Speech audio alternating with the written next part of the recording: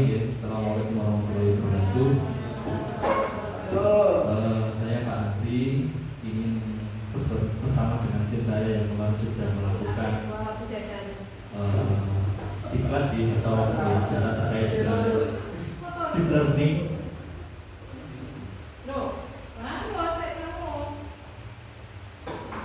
Sebenarnya untuk terkait dengan pembelajaran mendalam ini sebenarnya kita sudah melakukan di lapangan gitu, tapi memang ada beberapa prinsip yang perlu kita ketahui gitu. Tetapi tidak menutup kemungkinan kalau misalkan pembelajaran mendalam itu kalau menurut saya itu tidak terkategori sebagai kurikulum, tetapi adalah bagaimana cara kita pendekatan selama proses belajar, ya, yang mana ini dilakukan secara holistik kepada murid dengan berdasarkan prinsip olah hati, kemudian olah rasa, kemudian olahraga, dan satu lagi apa Bu? Olahraga. Terus di mana itu ada menggembirakan, ada menyenangkan dan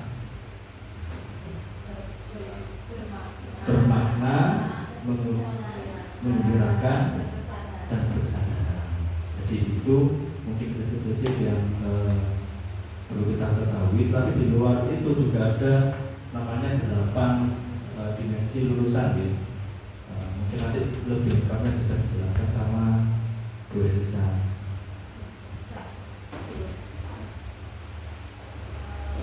Terima kasih waktunya. Ini langsung saja, dan saya sedikit cerita. Kemarin itu kami selama 6 hari dikejar target mengerjakan LK di mana satu harinya itu kita harus menghabiskan 1,5 modul, satu modulnya itu ada 7 LK seperti itu. Jadi mohon maaf sekali kalau ilmu dari kita yang kita bawa pulang ke sini masih dangkal. Jadi kita saling berkolaborasi, tukar pikiran untuk mengenai pembelajaran mendalam ini. Nah, kemarin sebelum masuk di materi pelajaran mendalam, kita dibukakan dulu mindset kita sama PPT dan PBB. Jadi PPT itu pola pikir tetap, fixed mindset. Kalau PBB itu pola pikir berkembang, growth mindset. Jadi guru atau kita sebutnya pendidik sekarang, bukan guru. Pendidik wajib mempunyai growth mindset, di mana masih banyak siswa kita itu yang punya fixed mindset ya. Saya terbiasa ngomongnya fix sama benda, PPT, PPB gitu. Di mana kita bisa mengetahui diri kita punya growth mindset atau fixed mindset dari alur berikut. Di sini ada challenge. Challenge itu ada tantangan, di mana Bapak Ibu kalau melihat sebuah tantangan ini menghindar atau menerima, silakan dijawab dalam hati. Kemudian ada hambatan, obstacles. Kalau ada hambatan, jenengan semua itu menyerah atau bertahan, silakan dijawab. Kemudian effort itu usaha. Nah, di mana kalau ada usaha, jenengan itu melihatnya sesuatu yang mubazir atau peluang. Contoh di sini kita punya jurusan di kafe, wah ini peluang ini buat pencetakan, atau ya sudahlah kayak gitu. Sekedar jurusan kan mubazir seperti itu. Kemudian ada yang namanya kritik. Kalau kita dikritik oleh rekan kerja, kepala sekolah, siapapun itu kita menerimanya sebagai serangan atau informasi gitu. Dimana informasi bisa kita evaluasi diri kita. Oh ternyata harus seperti itu. Oh ternyata ada benarnya kayak gitu. Kemudian kalau melihat orang lain sukses, itu kita melihatnya sebuah ancaman atau inspirasi. Nah, contoh kemarin Pak Andre dan Bu Tika, Bu Ili itu dipanggil PPG cepat kan, wah kan sukses nih gitu. Saya kan 8 tahun baru dipanggil, karena beliau 3 tahun sudah dipanggil. Melihatnya kita tuh seperti apa? Kita jadikan inspirasi atau sebuah ancaman bagi diri kita. Dari pertanyaan-pertanyaan tadi, jenengan sudah bisa merasakan apa saya ini termasuk PPT atau PPB seperti itu. Alhamdulillah PPB semua ya. Nah, contoh PPT dan PPB yang saya temukan di kelas bahasa Inggris. Ini contoh real yang saya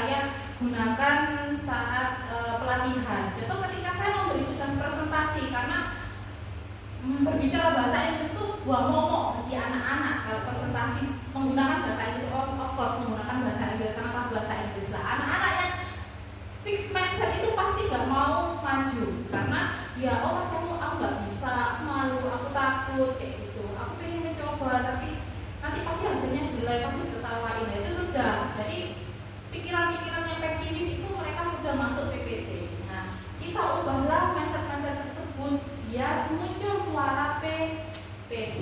Aku belum terlalu lancar, nggak apa-apa, aku belajar nanti coba aja kayak gitu. Ngomongnya 50% Indo, 50% bahasa Inggris juga apa seperti itu. Jadi banyak-banyak cara yang mungkin Bapak Ibu guru sudah menerapkan di kelas. Karena sejatinya pembelajaran mendalam itu sebenarnya sudah kita terapkan di kelas. Cuma mungkin jenengan tidak merasa oh ternyata pembelajaran mendalam itu seperti ini kayak gitu.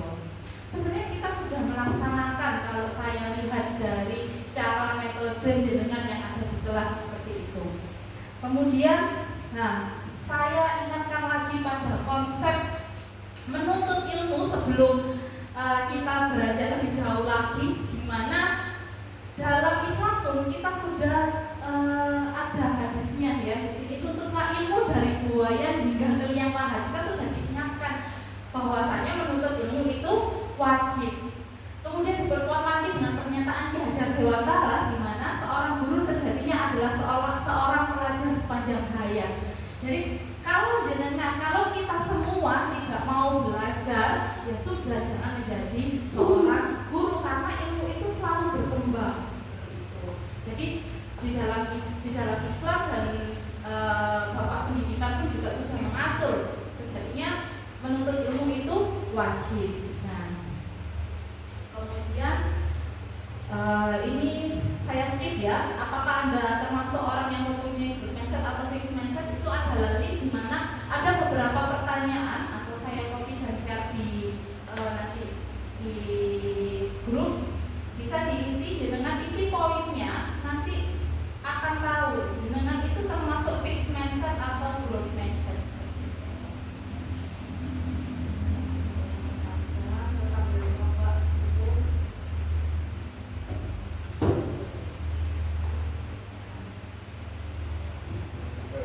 Nah, ini yang jadi poin pembelajaran mendalam, di mana ada kerangka pembelajaran, ada pengalaman belajar, ada prinsip pembelajaran, ada DPR dimensi profil lulusan. Di sini kerangka pembelajarannya adalah praktik pedagogis. Jadi di perencanaan pembelajaran sekarang namanya juga bukan modul ajar, juga bukan RPP, perencanaan pembelajaran ya. Wajib ada praktik pedagogisnya, kemudian lingkungan pembelajaran itu wajib, lingkungannya nanti ada fisik, ada sosial, nanti lebih lanjut untuk perencanaan pembelajaran akan dijelaskan oleh Bu Ika. Kemudian ada pemanfaatan digital. Nah, kenapa masuk pemanfaatan digital? Karena kita sudah hidup di era digitalisasi ya. Nah, di situ jenengan pakai G-Form, pakai Kajar ID, pakai apa, dimasukkan semua informasi yang jenengan gunakan di kelas. Kemudian kemitraan pembelajaran. Nah, kemitraan pembelajaran ini wajib.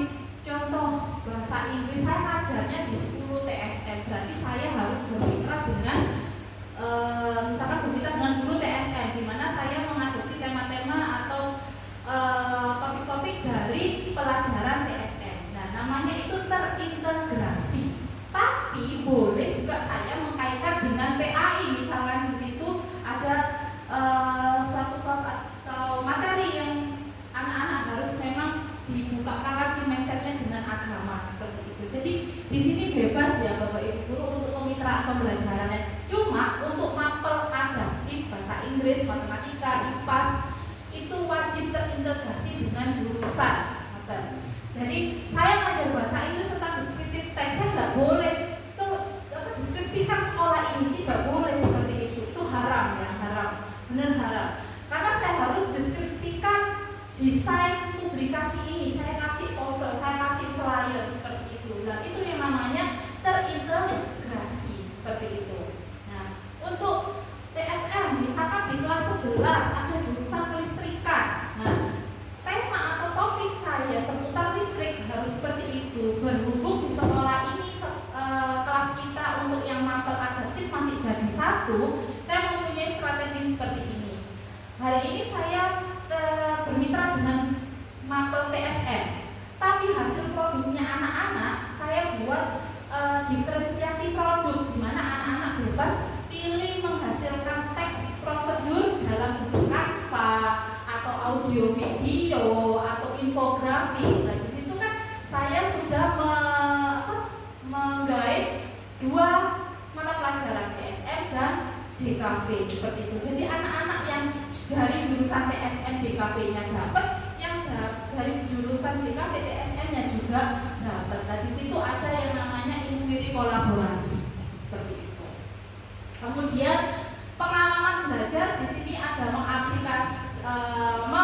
dulu ya, mengaplikasi, merefleksi. Jadi setiap akhir pembelajaran dengan wajib merefleksi. Tidak harus di setiap pertemuan. Contoh, materi dengan 6 kali pertemuan. Boleh di ke-6-nya, tidak harus di keduanya, di ketiganya. Seperti itu tidak. Ya. Oke. Kemudian prinsip pembelajarannya di sini berkesadaran, menggembirakan sama bermakna. Nah, menggembirakan dulu. Saya rasa semua dewan guru di sini sudah menerapkan entah itu ice breaking, entah itu games, apapun itu yang membuat siswa senang. Ya, diagnostik awal non akademik yang sekedar tanya, "Hai, gimana kabarnya hari ini?" Saya terus sekedar cerita-cerita sedikit 5 menit kan sudah anak moodnya sudah berbeda lagi, kayak gitu. Sudah sedikit gembira. Kemudian berkesadaran. Nah, berkesadaran ini kita kaitkan dengan kehidupan sehari-hari. Contoh, tadi bahasa Inggris saya bisa melihat contoh bahasa Inggris ya. Bahasa Inggris saya teks prosedur. Tadi membahas listrik, cara mencolokkan. Nah, pakai bahasa Inggris kayak gitu. Kan dia juga di kehidupannya juga melakukan seperti itu. Mungkin yang agak susah di ilmu eksak ya, Bu Tika ya, matematika, fisika itu agak susah karena contoh kita belajar fisika, ngapain bola dihitung gayanya, kenapa gitu ya. Kita harus membuat siswa kita sadar untuk apa itu. Nah, sekarang PR jenengan semua gimana cara membuat anak-anak itu sadar yang berkorelasi dengan mata pelajaran jenengan seperti itu. Kalau mapel normatif gampang sekali. Yang agak mikir ini mapel adaptif ya. Harus sekali berpikir gimana cara menyadarkan siswa dengan menghubungkan dengan mata pelajaran kami. Kemudian bermakna.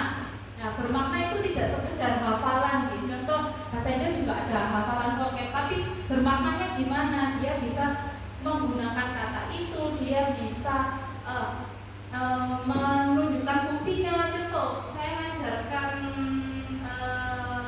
listrik tadi, solder. Nah, solder ini solder, maksudnya solder dia solder. Tapi fungsinya apa? Dia bisa menjelaskan dalam bahasa Inggris, dia juga mengetahui artinya dalam bahasa Indonesia. Nah, bermaknanya kita cari bermaknanya. Di BTK kan juga ada hafalan kan dia tadi.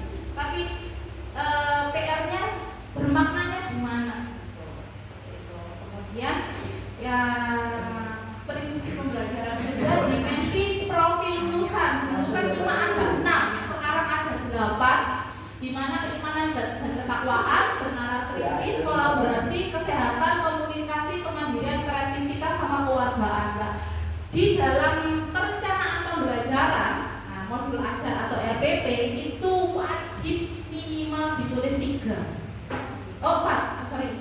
wajib ditulis 4 dan tidak boleh meninggalkan keimanan dan ketakwaan karena kita selalu membuka dan menutup kegiatan dengan doa. Kemarin juga ada narasumber yang bilang tidak boleh meninggalkan kesehatan karena anak-anak yang hadir di kelas otomatis dalam keadaan sehat. Tapi saya pikir belum tentu seperti itu. Jadi saya tarik garis besarnya yang wajib ada itu keimanan dan ketakwaan seperti itu. Nah, kemudian jangan meninggalkan asesmen, penilaian penting. Di mana Bapak Ibu guru bisa mengetahui perkembangan murid-murid kalau tidak ada yang namanya asesmen. Di sini ada asesmen formatif dan sumatif. Jadi rata-rata kita sudah melakukan kan, tapi masuk yang formatif apa sumatif? Dua-duanya. Nah, kalau proses itu masuk yang formatif apa sumatif? Formatif. Nah, Formatif itu dibagi dua, yaitu as sama for. Nah, kalau formatif itu ya STS, SAS seperti itu. Kita perlu menekankan di formatifnya mungkin. Nah, kita kan sekedar anak bisa ngomong sudah A plus, tapi di situ jenengan jelaskan lagi kriterianya seperti itu. Panjang memang iya seperti itu. Kadang gimana wis nggak sesuai dengan realita, tapi kalau jenengan sudah membuat rubriknya itu pasti hafal. Contoh berbicara itu kan ada pronunciation, grammar, body language, performance. Nah, itu misalkan poinnya 25. Anak berbicara bahasa Inggris, saya kan otomatis sudah ininya poinnya sendiri tulis sendiri. Nah, kayak gitu. Jadi kalau kita sudah sudah buat sendiri, sudah memahami, insya Allah tidak susah kok seperti itu. Di sini ada as learning itu untuk merefleksikan diri murid dan merefleksi proses pembelajaran. Kemudian di sini ada for learning, jadi urutannya as, for sama of. Gitu. Di for di sini ada perbaikan proses pembelajaran. Dan yang terakhir itu ujian-ujian biasa yang sudah pernah kita lakukan. Kita sudah melakukan semua, cuma perlu beberapa hal yang perlu di highlight lagi, ditekankan lagi, diperbaikan lagi seperti itu. Nah, karena kita tuh orang vokasi ya. Saya sedikit cerita tentang di BOE kemarin yang banyak saya ambil itu soft skill-nya, karena jadwal masuk itu 7:30, tapi kita sudah disuruh masuk di kelas jam 7 dengan keadaan laptop terbuka, kita juga berbaris, sangat disiplin sekali. Nah, itu orang vokasi. Kita diskusi pun kita tidak boleh ada suara. Jadi kemarin ada beberapa kelompok yang diskusi langsung kena ultimatum oleh instrukturnya. Orang vokasi itu yang kerja tangan dan otaknya, bukan mulutnya, seperti itu. Nah, jadi kita diskusinya itu pakai bahasa isyarat, sedikit ngomong maksudnya, lebih banyak bekerjanya, dan hasil langsung jadi. Seperti kita yang sudah mengalami kalau ada info dari capil, laporan apapun Bu Ani mintakan saiki satu-satu. Nah, di sana di BO juga seperti itu. Hari ini jadi. Kalau tidak jadi ditunggu sampai jadi jam berapapun harus jadi project. Seperti itu. Jadi benar-benar disiplin waktu sekali di sana. Nah, di sini ada hubungannya dengan kemitraan pembelajaran dan inquiry kolaborasi, karena sekarang tidak ada P5, adanya inquiry kolaborasi. Kalau kemitraan pembelajaran itu belum tentu inquiry kolaborasi, tapi kalau sudah inquiry sudah pasti bermitra. Contoh saya bermitra dengan Pak Andre selaku guru produktif di sini, Pak. Nah, tapi belum tentu inquiry kolaborasi. Di sini saya bacakan yang kemitraan, guru menyusun pembelajaran dengan menghubungkan materi bahasa Inggris dengan teknik sepeda motor supaya lebih kontekstual. Nah, atau di kafe salah satu ya. Tapi kalau di inquiry kolaborasi ada proses siklus reflektif antar guru untuk memecahkan masalah pembelajaran. Guru lintas mapel berdiskusi menganalisis data belajar siswa, lalu bersama-sama merancang perbaikan. Jadi yang merancang asesmen, yang merancang perbaikan itu benar-benar kita berkolaborasi dengan guru tersebut, bukan saya. Kalau kemitraan itu saya tidak melibatkan orang tersebut, guru tersebut tidak. Jadi saya ambil materinya saja. Pak, di kelas 11 ngajar apa gitu. Saya ambil materi, tapi kalau di inquiry kita merancang, semuanya dirancang. Nah, ini sebagai pengganti P5 di mana nanti hasilnya itu berupa project. Nah, di sini ada inquiry kolaborasi. Jadi ada guru bahasa Inggris, TSM dan DKV melakukan pengukuran, penilaian dan refleksi secara bersama, bukan atas nama saja, tapi bersama. Okay? Jadi kalau hanya mencantumkan keterkaitan antar mapel dalam RPP atau modul ajar, itu namanya pembelajaran integrasi. Yang sudah saya lakukan adalah pembelajaran integrasi. Tapi kalau sudah ada proses refleksi bersama guru lain, itu baru disebut inquiry kolaborasi dan saya belum melakukannya. Di sini perencanaan pembelajaran akan dijelaskan oleh Bu Tika selaku wakil kurikulum. Silakan Bu Tika, waktu berdebat.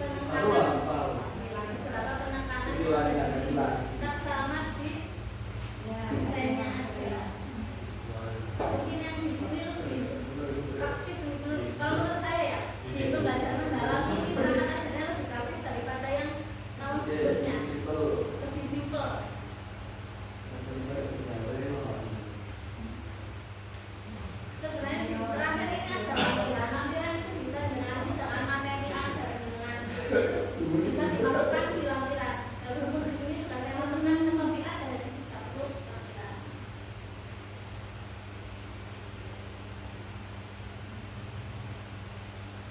Untuk selanjutnya akan kita lanjutkan sama Andre.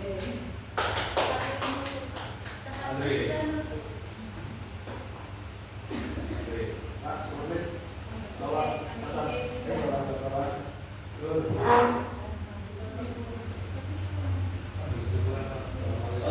Selanjutnya ya, itu terkait dengan yang terakhir ini adalah kesimpulan. Di pembelajaran mendalam itu belajar sama dengan memahami, mas kadar artinya sekarang guru itu sebagai fasilitator nih, dengan memanfaatkan media yang ada, mungkin bisa YouTube ataupun internet dan sebagainya. Dia belajar harus kontekstual dan kolaboratif seperti yang sudah dijelaskan dari sesama kita tadi. Artinya di setiap mapel itu bisa kolaboratif atau integrasi mapel yang lain. Ya. Jadi tadi bahasa Inggris dengan kognitif, atau sebenarnya dengan bahasa Inggris itu nanti dengan akhir pembelajaran ada namanya proyek. Ya. Kemudian penilaian menekankan proses dan hasil nyata. Nah, ini hasil dari ilmu kolaborasi. Jadi saya juga menemukan bahwasanya seperti yang tadi dijelaskan juga tadi kita harus terpenuhi dengan 8 dimensi komunikasi. Itu kalau bisa maksimal 4. Seperti yang sudah saya sebutkan di grup itu juga salah satu contoh dari KPD saya, mungkin nanti bisa dilihat juga. Nah, tindak lanjut yang ini nanti kita dan dari saya itu ada namanya positif. Nah, untuk batch 2 ini yang SMA 2 kemarin itu on satunya nanti tanggal 17 September.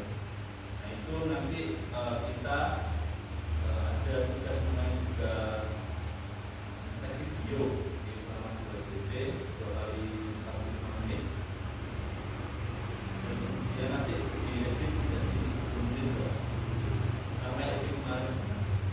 Kemudian ada lagi on 2 itu tanggal 4 Oktober, on 3-nya tanggal 18 Oktober, dan tim 2-nya kemarin itu tim 1 ya, sama tim 1, dan tim 2-nya itu tanggal 5 sampai 5 November.